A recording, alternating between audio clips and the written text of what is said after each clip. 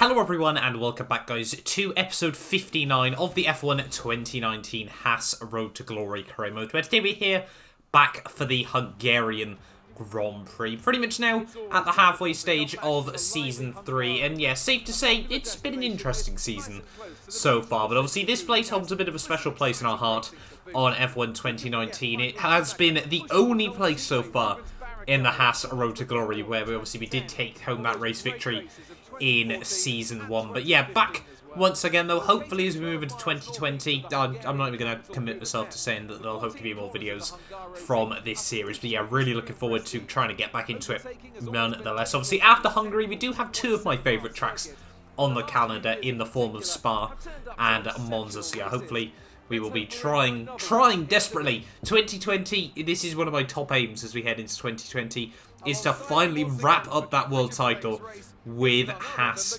in this career mode. I got no idea how long it'll take, in all honesty. It could be Season 4, it could be Season 5, it might even end up being Season 8, for all I know. But I don't think it's going to be Season 3, you know. Our chances of the title is slipping slowly but surely away with every passing week, and yeah. Now, I'm talking mathematically, not even realistically, at the end of the day. But yeah, moving on though into this Grand Prix, let's have a look then at the grid. It is Charles Leclerc on the pole position there, ahead of his old Ferrari teammate Sebastian Vettel there. Bottas in third, ahead of Lewis Hamilton in P4, ahead of Verstappen, who did actually take pole with a 5-place grid drop there alongside his teammate of Gasly. Hulkenberg, Norris, Perez and Weber round at the top 10 there, ahead of the Mercedes of Devon Butler and Daniel Ricciardo. Grosjean, Stroll, Raikkonen, Giovinazzi, Carlos Sainz, Kvyat, myself and Alexander Albon there starts at the rear of the field. And yeah, I don't actually remember doing qualifying, I'll be honest with you. This is the first race I've recorded in about a month, but I must have done qualifying at some point, and clearly not done very well, because we start this one at the rear of the field. But yeah, getting ready though for this Grand Prix. It should be a fairly textbook one-stop strategy from the mediums onto a set of the hard compound tyres here. Hopefully, you know, we can just try and keep the tyres in check and see where we end up at the end of the day. But yeah, quite look forward to this race though. Hopefully we'll try and get back on the grind. We're starting right on the very back row. It's certainly going to be a difficult race nonetheless. Monaco without the barriers. It's 5 lights here for the Hungarian Grand Prix, and it's lights out and away we go there. And well, the patch supposedly for better starts, I don't know if I horrendously butchered that one or what.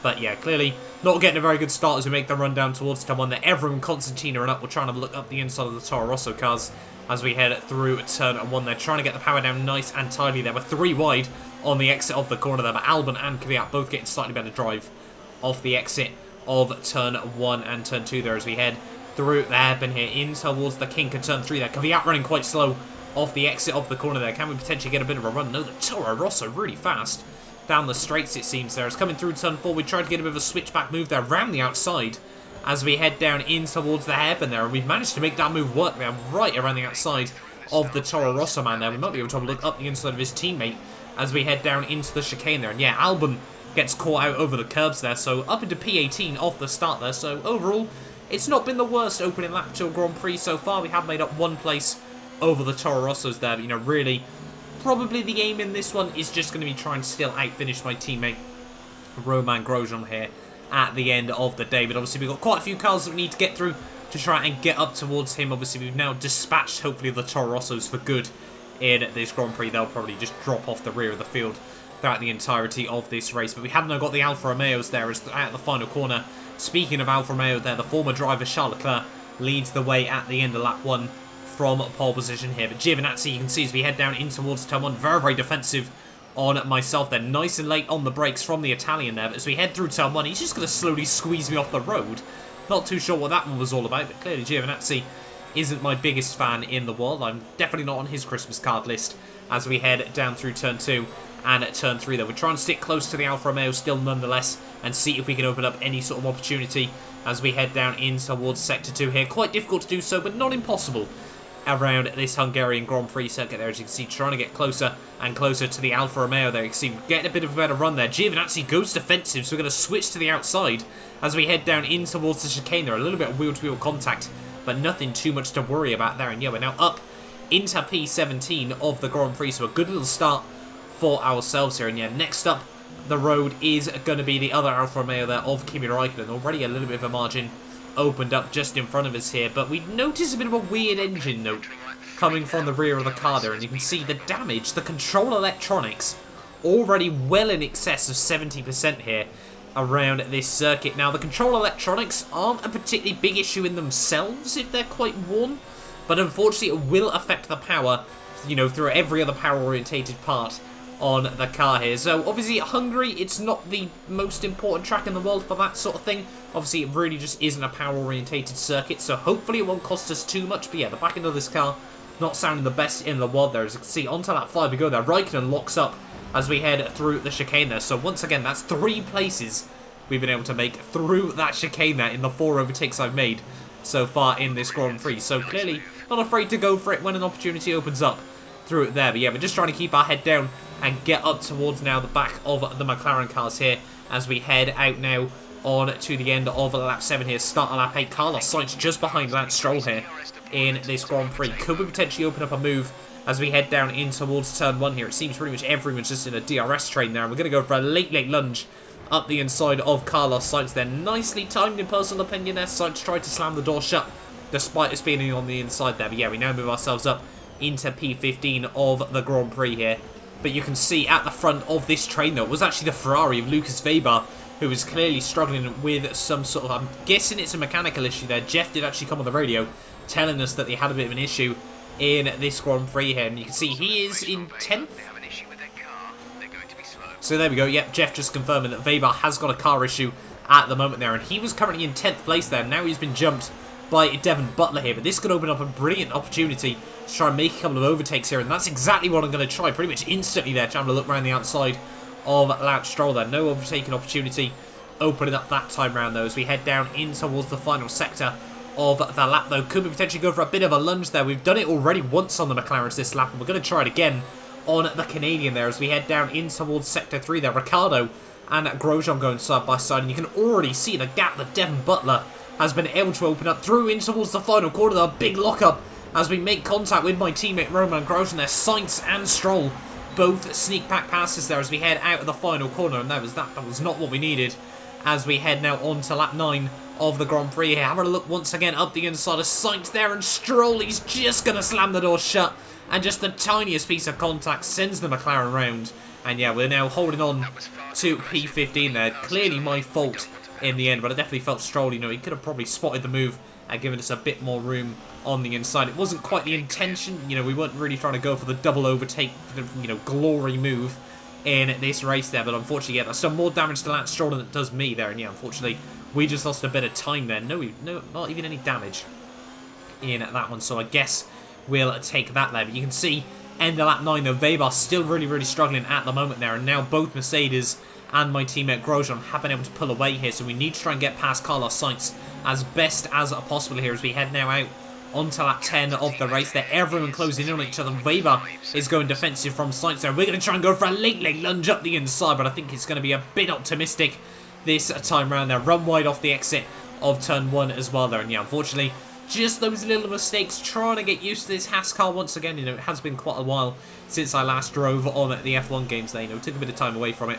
over the Christmas period here. But yeah, really struggling at the moment. Just those little mistakes we seem to be making. We need to get back into the rhythm and everything like that there. As you can see, heading through in towards sector 2 now, trying to get as close to the Ferrari as we possibly can there. But you can already see the gap that Sainz is able to pull away in just the space of a few corners here. And yeah, we definitely need to try and get past Lucas Weber as quickly as possible here in this Grand Prix there. And you can see as we head towards the end of lap 11 here, that is exactly what we were trying to do there. Weber does seem to have picked up the pace over these last couple of laps again, but he's definitely still running a bit slowly at the moment there. He's braking just after the 100-meter board there, getting the car slowed down nice and tidily that time around there. And we get the power down on the exit, and we now move ourselves back up into P14 of the Grand Prix there. And yeah, next up on the old hit list should be the McLaren of Carlos Sainz here. We can see over the next couple of laps though, just trying to settle down into a bit of a better rhythm once again here. It would actually be Daniel Ricciardo that would be the next car in front of us here. Really struggling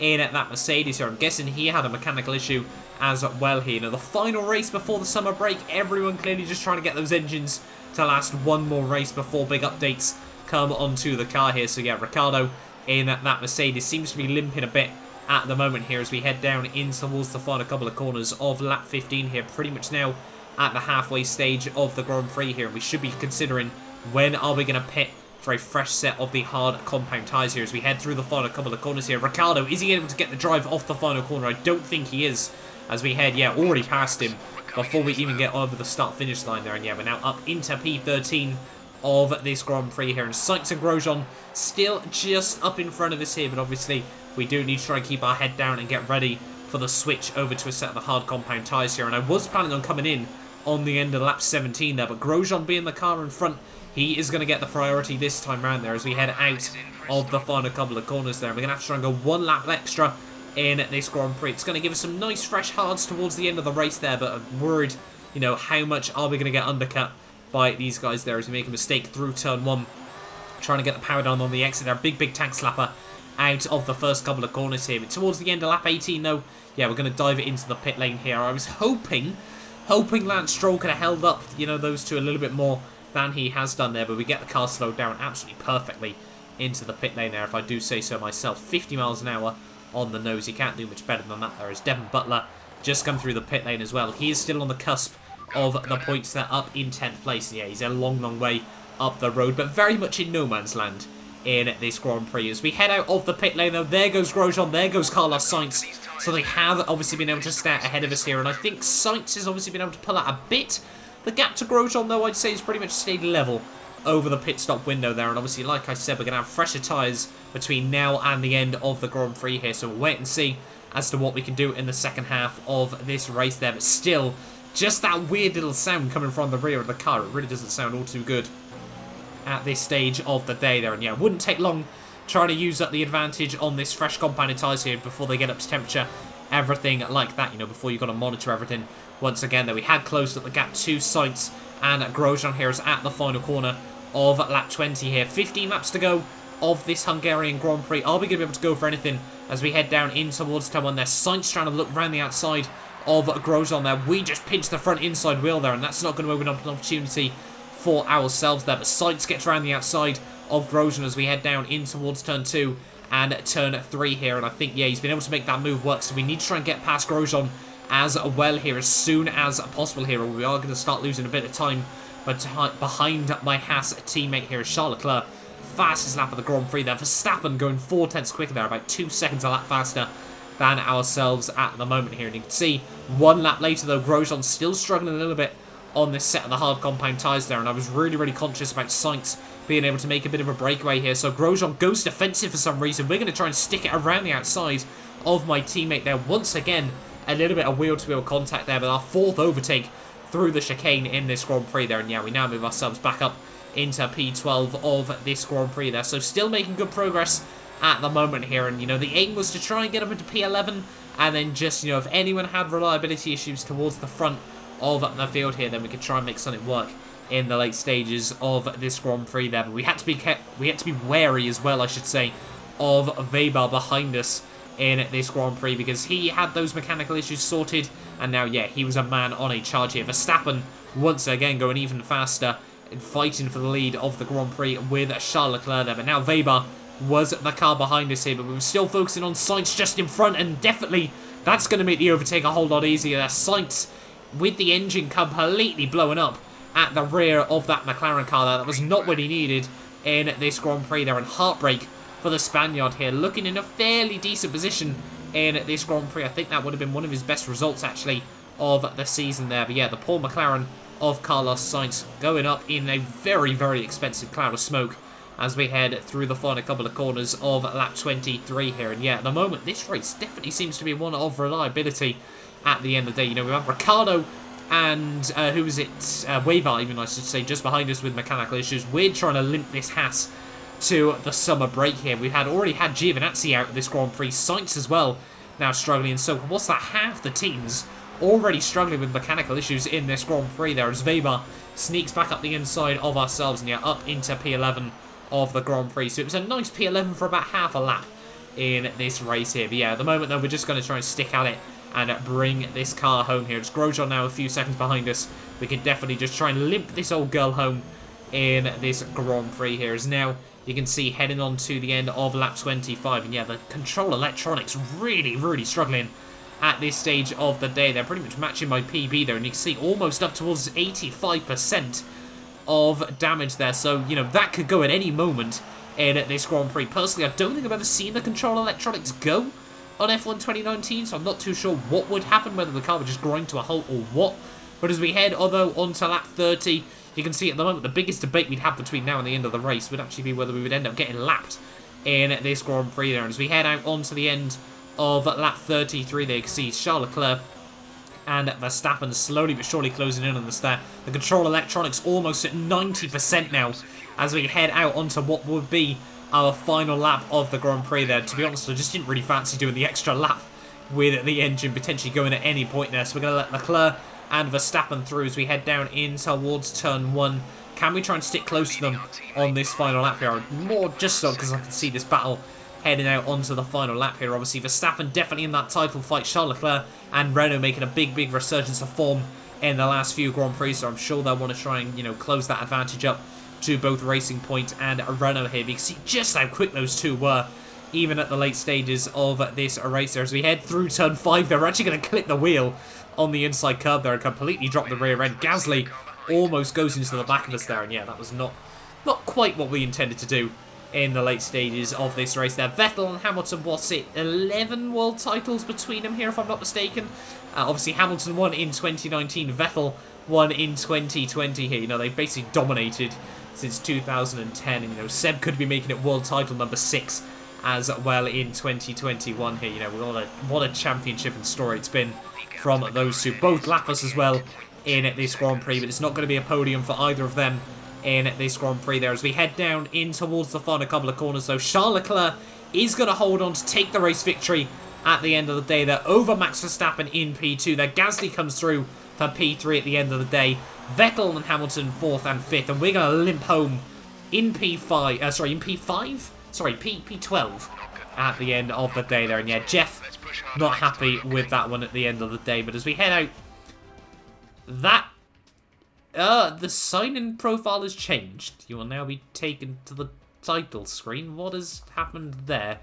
It appears F1 has booted me out of the race there. I'm not too sure what that was all about. Whether that's... I don't know what's happened there. But unfortunately, to cut a long story short, F1 decided it didn't want to... F1, it booted me off, and that race counted for nothing. Luckily, we didn't score any points, so I'm not going to lose too much sleep over that at the end of the day. And there is no way I'm going to try and do another Hungarian Grand Prix that isn't against my will on, you know, it's just not a track that I get on well with at the end of the day, despite that race victory in Season 1. But yeah, F1, this was the, as you probably could have told by the title, this is the race that never happened on F1 2019 because, yeah, they clearly just decided that was it for the Hungarian Grand Prix. So unfortunately, we're going to have to just get onto the grid and retire from the Grand Prix. So it is going to be a slightly different points tally and finish results for everyone else there. And that's a little bit gutting at the end of the day there. But yeah, F1 2019, clearly, yeah, disagreeing with P12 at the end of the Hungarian Grand Prix. So that was rather frustrating at the end of the day. We did everything that we needed to. P12, we beat our teammate Roman Grosjean, everything like that. And it's going to count for absolutely nothing at the end of the day. Oh, how I love this game at the best of times there. But, yeah, there we are, going to retire from the Grand Prix, as you can see on your screens there. Like I said, it was just a good job we didn't score any points, or I would have been absolutely heartbroken with how tight points are to try and get in this career mode there. But retiring from the Grand Prix, having a look at the race results. Unfortunately, it then put Verstappen as the race winner there, ahead of Gasly, Leclerc, Hamilton, Vettel, Hulkenberg, Weber, Bottas, Sergio Perez, and Lando Norris there, with Devon Butler and Daniel Ricciardo there. And I mean, Mercedes aren't scoring many points so far, so I'm sure Devon Butler is a bit gutted with that one there. Sainz in 13th, ahead of Grosjean in 14th there, so I guess that's realistic at the end of the day for those two there at the end of the day. But I'm guessing, obviously, then it's Stroll, the Alphas, and the Toro Rossos rounding out the finish order there. We'll have a quick look, and then obviously myself technically not making it through to the end of the Grand Prix. No, it was Stroll, Albon, Giovinazzi, Raikkonen, Capure and myself there. And in terms of the championship then, you can see Sebastian Vettel still leads the way there. Verstappen up to P2, Hülkenberg and Gasly tied ahead of Hamilton there with Charles Leclerc in P6. No more changes down the rest of the field there. We still somehow in P9 at the moment there, in, well, ahead of both Williams and both Mercedes at the end of the day after a couple of really good results there. No changes in the Constructors' Championship as well there. But yeah, the race that never happened. Hopefully 2020 will bring us a bit more luck on this game. But thank you all so much for watching this video nonetheless. Do get yourself subscribed, and yeah, hopefully I will see you guys next time.